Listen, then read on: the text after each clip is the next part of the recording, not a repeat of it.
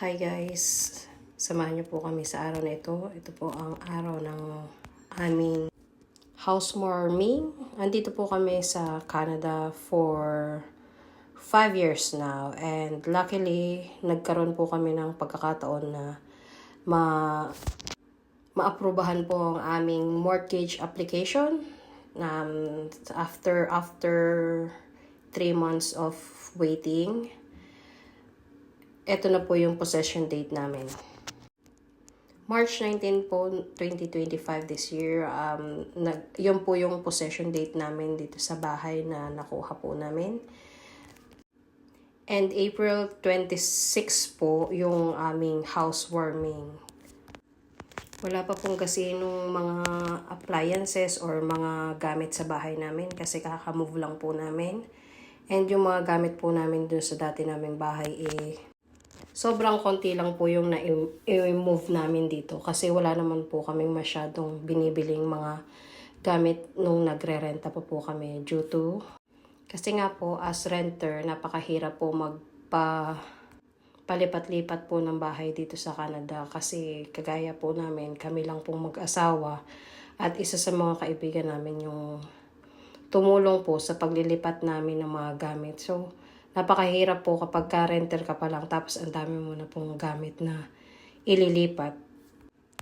Sa sobrang konti lang po ng gamit namin, inabot lang po kami ng 1 week po ng paglipat of pag-move ng aming mga gamit.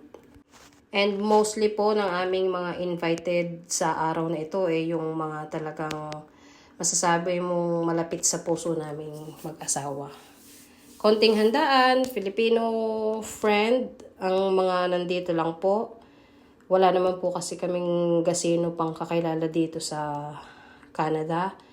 And ayan, makikita nyo po sa video clips ko na konti lang talaga po yung aming mga bisita.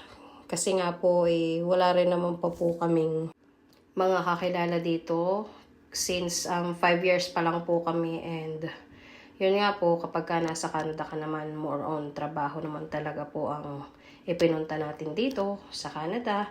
Kaya, mostly talagang malalapit lang talaga na kaibigan yung nandiyan. Makikita nyo po sa mga video clips ko na isinama dito sa vlog na ito.